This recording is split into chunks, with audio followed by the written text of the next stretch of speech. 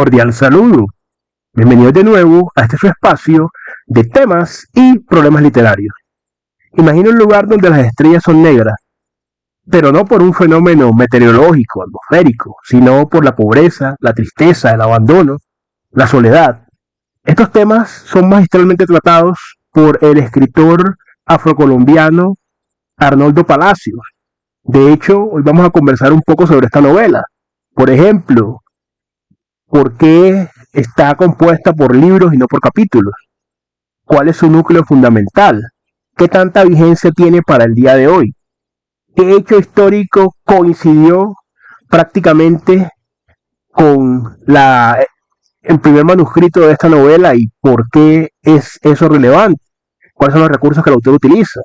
Vamos a conversar sobre todo esto, no sin antes recordar que soy Sundiata Keita, miembro fundador del colectivo artístico Epísteme Colombia y su anfitrión en este su espacio. Hoy vamos a hablar de literatura afro, específicamente literatura afrocolombiana. Ustedes saben que hay una sección en el canal denominada Voces de Africanía, donde siempre estamos hablando de estos temas. Entonces vamos a entrar en materia. Primero hablar un poco sobre el autor. Yo de hecho hice un análisis acá, lo tengo de la obra, pues un bosquejo del análisis para que lo vayamos compartiendo. Arnoldo Palacios nació a principios del siglo XX, en 1924 exactamente. Nació en Certegui, un lugar bastante tropical, bastante húmedo, localizado en el departamento de Chocó, acá en la República de Colombia. Es una de las regiones, de hecho, donde más llueve en el mundo, llueve prácticamente todos los días. Está rodeada por los dos mares y también tiene dos poderosos ríos que la rodean. En este ambiente anfibio, en este ambiente lluvioso y en este ambiente lamentablemente muy derruido es que transcurre esta novela, publicada en 1949, titulada Las estrellas son negras. Palacios tuvo que lidiar muchas batallas en su vida. La primera fue con la poliomielitis, esta enfermedad pues de hecho afectó el crecimiento de sus piernas, tenía una pierna más larga que la otra, pero eso no lo detuvo. De hecho, él logra ganar una beca, como era un hombre pues muy dirigente, muy brillante, logra ganar una beca, y de ahí, de ese lugar Certegui, donde ya después, porque él muere hace poco relativamente, en 2015, vivió 91 años, vivió casi un siglo, cansó de ver muchas cosas. Cuando ya él llega, digamos, a desarrollar, se dan cuenta de sus aptitudes, de ahí viaja a Chocó, de ahí, es decir, también de ahí va primero a Bogotá, ¿cierto? Porque primero llegó a Quibdó, que es la capital de Chocó, de ahí terminó el bachillerato, después a Buenaventura, después a Bogotá, donde le dieron una beca, y cuando regresó al Chocó, escribió una obra de teatro sobre un autor, Manuel Satulio Valencia, y se dice, es un rumor que nunca se confirmó, que iba a estrenar esta obra, pero que los blancos capitalinos estaban dispuestos a poner una bomba en el teatro, así que la función hubo que cancelarla. Fue una especie de boicot racista, ¿no? Eso influyó también mucho, donde él también fue desarrollando una conciencia étnica.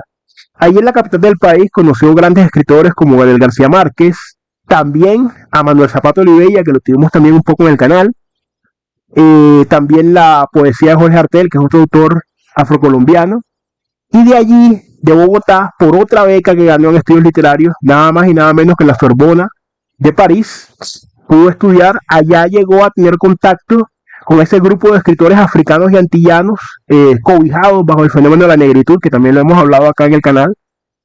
O sea que fue un hombre que para la época logró grandes desarrollos. Hay un hecho curioso, y tiene que ver con que él, cuando regresó al país en el 47, él comienza a escribir la novela de la que vamos a hablar ahora. Pero ¿qué sucede? Acá se dio un fenómeno de violencia política. Lamentablemente pues siempre ha habido aquí violencia política, pero bueno, eso es para otro tipo de espacio. El denominado Bogotazo, que fue el 9 de abril con el asesinato del líder liberal Jorge Eliezer Gaitán, un abogado y político, Y sucede que Arnoldo Palacios termina esta novela, Las estrellas son negras, el 8 de abril, un día antes del asesinato de Gaitán. Entonces, ¿qué sucede? Como él le prestaban el espacio del edificio donde funcionaba el Ministerio de Educación, él dejó ahí el manuscrito y el 9 de abril, el día del Bogotazo, eso fue un día donde hubo realmente todo un tipo de violencia desbordada, se quemaron iglesias, oficinas públicas, casas, bueno, fue un desmán. Y allí, donde un poeta llamado Carlos Martín le permitía escribir al mediodía y después de las 5, o sea, digamos en los espacios del horario de oficina. Él podía escribir ahí, entonces el manuscrito quedó allí y a él le tocó reconstruir el manuscrito, aferrándose a la memoria y, y también sus amigos pues le ayudaron. De hecho, Manuel Zapato Olivella le ayudó a publicar esa obra en 1949 y la primera edición se agotó en 2 semanas, o sea que fue un éxito realmente de ventas.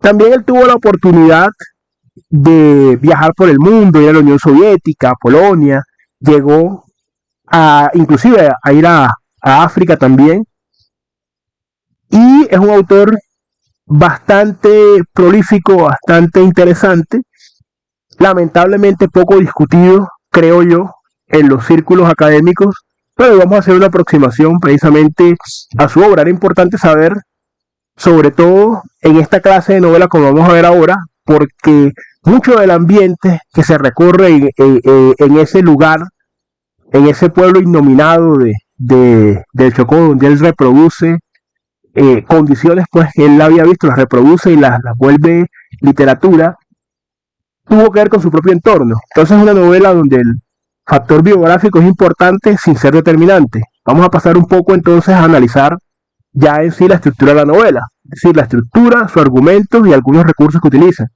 Hay un epígrafe bastante bueno, este epígrafe creo que es Mateo 7:25, que dice: y descendió lluvia y vinieron ríos y soplaron vientos y combatieron aquella casa y no cayó porque estaba fundada sobre la peña.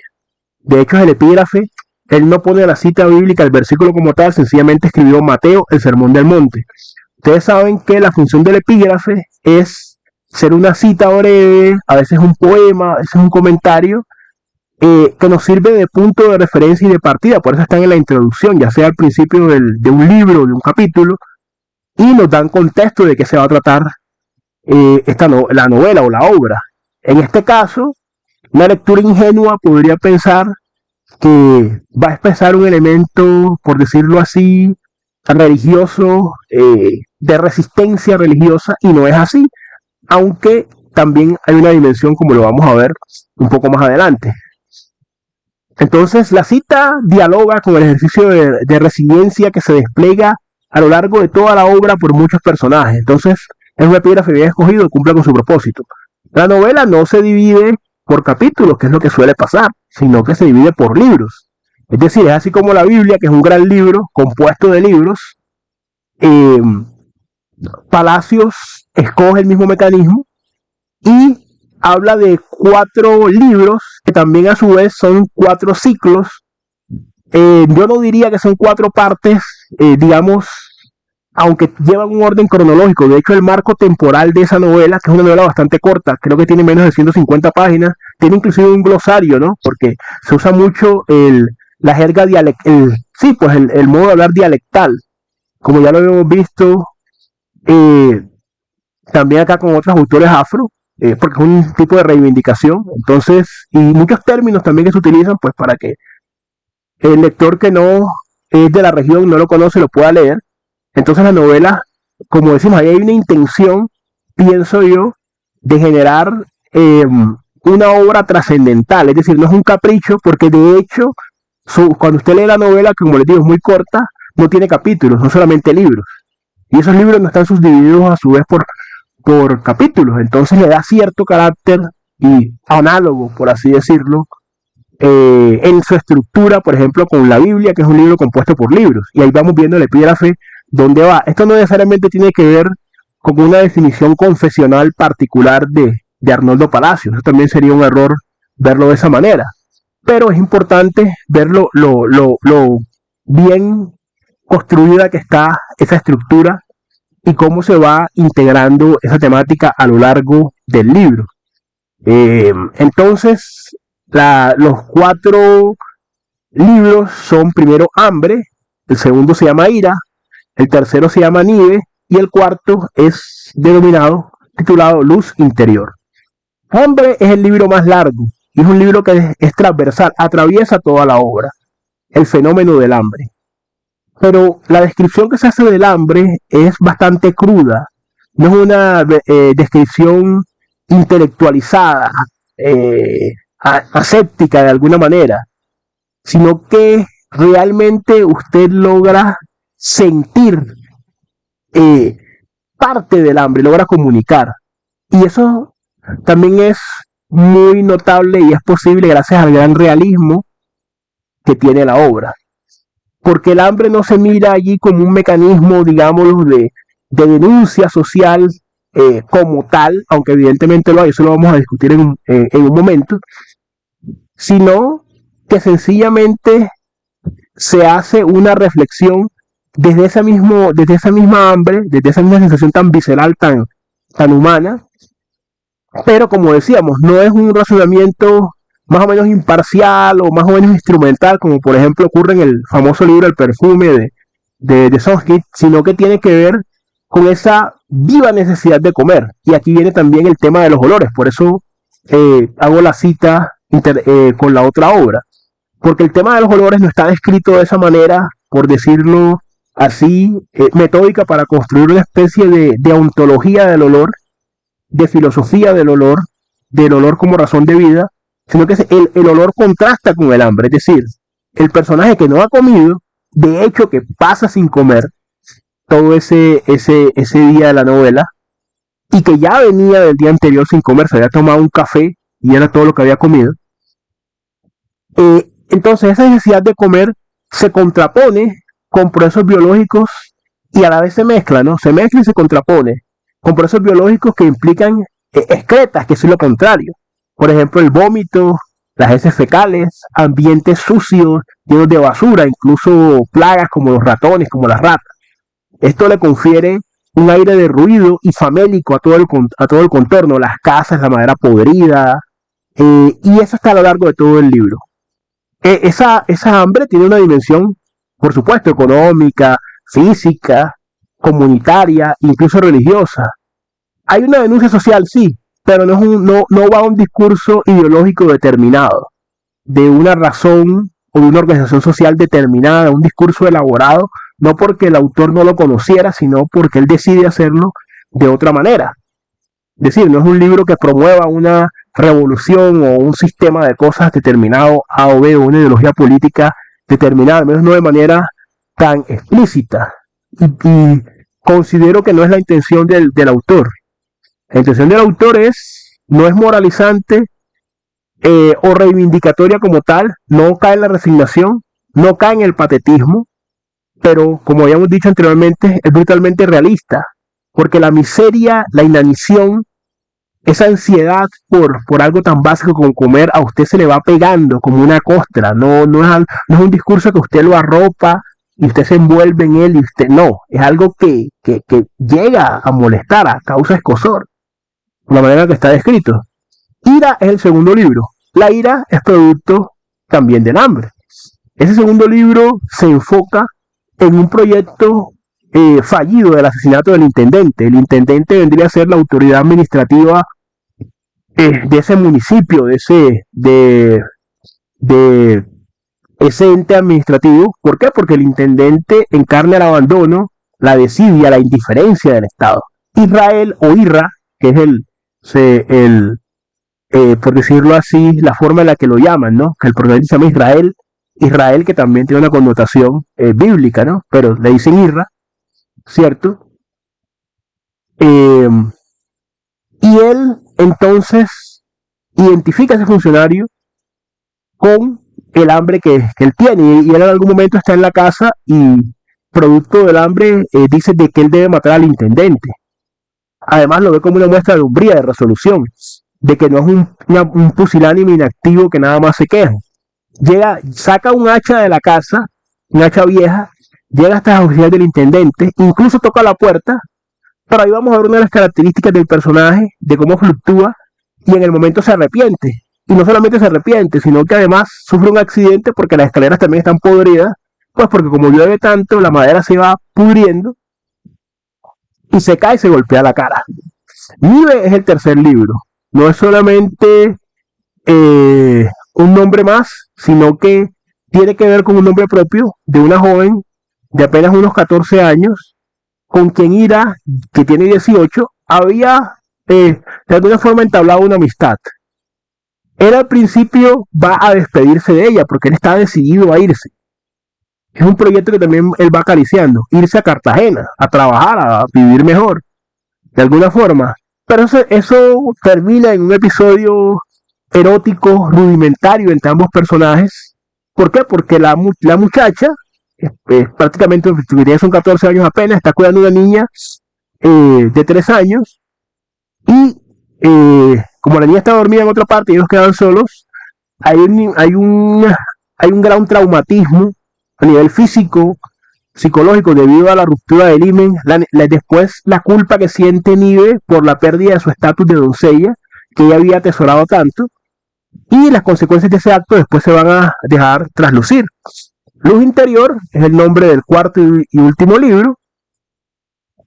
Ira, después de que tiene ese episodio con Nive, que de hecho el pantalón le queda manchado con sangre, él se va, decide irse a su casa, se acuesta, se queda medio dormido, pero cuando despierta todavía está apenas amaneciendo. Ahí le dice a la mamá y a las hermanas que se va, y al hermano también, el otro hermano que tiene menor que él, que se va a Cartagena, que se va a la madre, que es un personaje abnegado, que además es el único personaje que no recibe su nombre propio, sino la madre como símbolo, y digamos que es el más abnegado, pues prácticamente el único.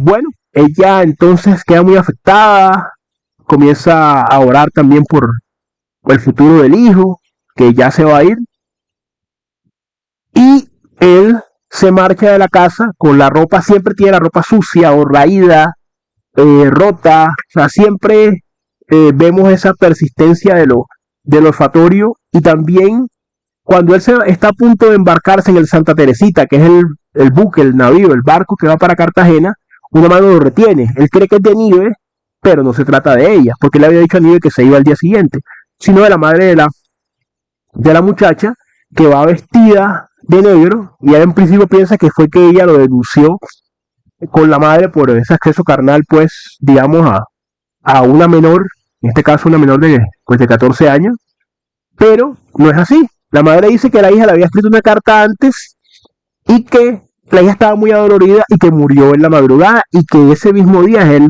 el sepelio. Con todo y eso, con la muerte de Nive, ¿no? Por la cual digamos que hay una relación de alguna forma, como les digo, fluctuante, ¿no? Que es de alguna forma romántica. Él decide igual irse, y ahí viene un contrapunto, ¿no? Contrapunto como este recurso literario donde se contrastan dos situaciones eh, que ocurren casi de manera simultánea. Entonces vemos que el viaje del héroe comienza, se despide de la madre, le preparan sus dos camisas nada más, y todo muy sucio, y bueno, lo mejorcito que tenía para irse, pero cuando se va a montar en el barco, pues tropieza y cae en una parte del océano donde se vierte como el aceite, y hay como mucha basura y cuestiones ahí, y queda como si hubiera caído en un chiquero. Entonces la gente se ríe de él de nuevo, y ahí se cae ese momento grandilocuente.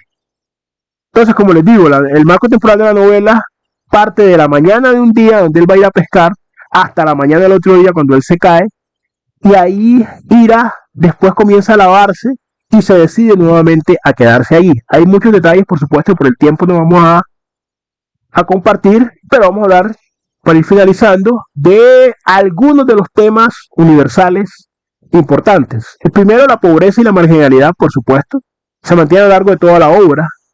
es una presencia y una esencia. La novela está compuesta por la pobreza y la marginalidad. La soledad también. Cada personaje de los que usted va viendo allí parece vivir en un mundo propio. Y eso se palpa más con Irra. De hecho, Irra es el único personaje o uno de los únicos, por lo menos de los personajes negros, que no habla de forma dialectal, ni piensa de forma dialectal. Los otros sí lo hacen. Cuando usted comienza a leerlos, se da cuenta que todos hablan así, o por lo menos la gran mayoría del tiempo. Entonces, cuando hay una comunidad, esos mundos, esas soledades, no se complementan, sino que tropiezan. Hay una escena cuando él llega, en el primer libro de Hambre, después de haber estado buscando comida infructuosamente en la casa, lo que encuentra es un arroz, un pedacito de plátano y un poquito de arroz, y se le va, digamos, un grano entre las muelas, y ahí muestran todo eso, cómo se le aloja allí, y a él le da rabia y le rompe el plato a una de las hermanas en la cara. O sea, hay escenas violentas, una violencia pues que en el marco, en el contexto se ve como gratuita, pero que lo que expresa es precisamente no solamente el hambre, la pobreza, la marginalidad, sino la soledad de cada personaje. La madre se preocupa, de hecho hay una escena donde la madre llega porque ha estado todo el día lavando ropa ajena y se cae, inclusive la gente se ríe, nadie la ayuda y se le ensucia la ropa. Y la señora con una resignación dice, guay, dice algo así como, ay Dios mío, se me cayó la ropa, ahora se ensució. Y usted la ve orando a los santos y todo lo demás.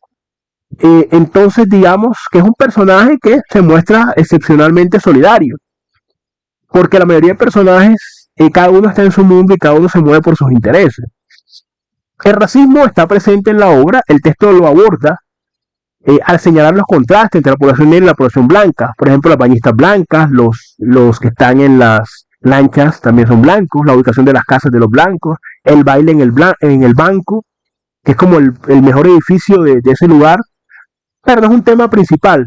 O sea, el libro no deja de admitir y de poner el dedo en la llaga en esas asimetrías y en la relación de eje periferia aún en la periferia. Pero yo considero que es un tema que se trata, que se aborda. Incluso hay un personaje que le dice a Irra que hay blancos que son tan pobres como ellos. Hay otra escena donde están leyendo el periódico. Pudo haber sido reconstruido porque recordemos que el original, según las fuentes históricas que hay, se perdió en el Bogotazo, se quemó. Entonces quizás lo reconstruyó así. Hay una historia donde, por ejemplo, están leyendo el periódico porque la mamá de Irra lo manda que le fíe a, a, al tendero, pues, a uno de los tenderos que le fíe el arroz y algunas cositas para comer. Y él allí ve la noticia de un linchamiento de un negro que hay en Estados Unidos, que en esa época todavía se dan esos linchamientos así, de esa manera. Hay quien sostiene que todavía se dan, pero eso es otra discusión.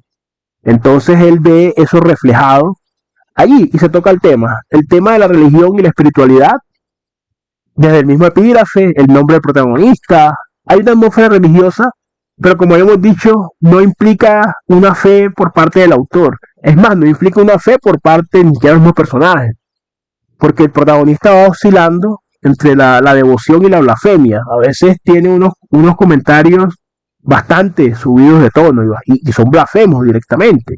Se queja de que Dios no les da comida, a los pobres y a los negros no les da comida, que cómo es posible que haya tanta hambre, una serie de situaciones de ese tipo. Y en otras ocasiones le pide a Dios que lo ampare. Entonces, es un libro con muchos contrastes. Podríamos buscar otras características, pero para que el video no sea tan largo, la invitación es a leer esta novela, a redescubrirla. Tristemente muchas cosas en el Chocó no han cambiado y en otras regiones periféricas de todos los lugares del mundo tampoco han cambiado mucho en más de 70 años, pero de todas maneras es muy interesante ver cómo una novela escrita hace tanto tiempo, por la potencia de las descripciones,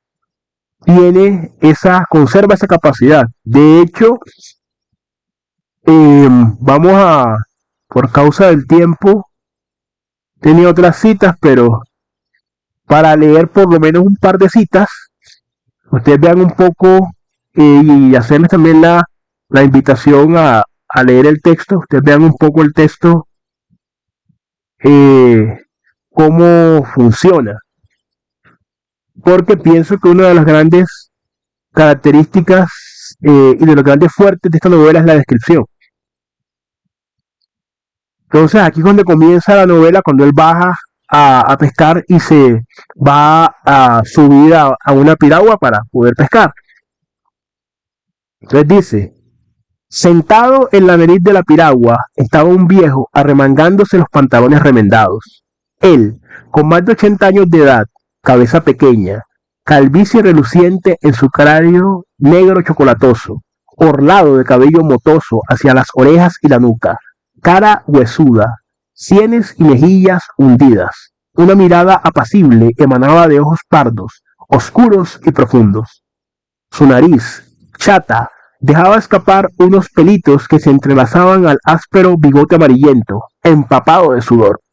Los labios gruesos, salivosos, se mantenían abiertos, mientras 4 dientes curtidos mordían el cabo de madera de la pipa de barro. Su rostro descarnado, relevado de arrugas, traslucía profunda conformidad, cierto desprecio por lo pasajero y fútil, recia responsabilidad ante la vida larga que lo había fustigado desde el momento en que le regaló el primer rayo de luz. La cabeza dura, forjada a martillazos sobre una roca milenaria, se erguía sobre el cuello rígido saliente del busto esquelético que descubría patente la forma de las costillas, del esternón y de las clavículas.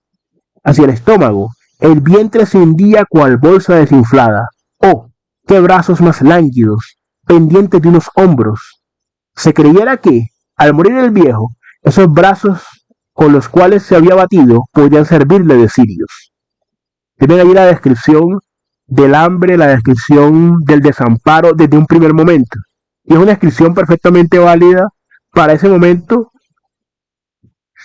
y también para ahora. Y vamos a leer un último fragmento, ya que hablando de Irra. Le dolía fuerte el estómago, el hambre, cierto, no había comido. Ni su mamá ni sus hermanos tampoco habían pasado bocado, como no fuera esa saliva amarga, pastosa, que él se estaba tragando ahora trabajosamente. Tuvo entonces la noción clara de que en todo el día solamente había tragado un pocillo de café negro. ¿Y ayer? ¿Qué había comido ayer? Nada. Exactamente. Había almorzado cada cual un pedazo de plátano asado, sin tomarse una gota de agua de panela. ¿Dónde estaba Dios? ¿Por qué Dios no se compadecía de ellos y les dejaba algo a la entrada de la puerta? ¿Por qué no venía Dios una mañana o una noche y les dejaba un poco de arroz y plátano, o unos 2 pesos siquiera en la cocina? Irra se incorporó, procurando mantenerse sentado, sostenido en sus brazos agarrados a los bordes de la champa. Estaba atontado. No fijaba la vista en nada concreto, aunque sí iba volviendo en sí. Trató de ponerse en pie, pero tambaleó y cayó derribado. Casi va al agua. Claro, pues, si estaba en el atrato, dentro de una piragua celosa. Entonces la invitación es pues a que ustedes también se acerquen a esta obra, se acerquen a este escritor. Siempre es un gusto compartir con ustedes acá. Los invitamos pues a suscribirse al canal, a compartir el contenido, a comentar. ¿Cuánto piensan ustedes que estas situaciones igual van cambiando en cada uno de sus países o se mantienen igual? Vamos a estar siempre conversando también en el canal sobre voces de africanía, porque es uno de los pilares del canal. Siendo un gusto, nos veremos entonces en otro episodio de Episteme Colombia Literatura.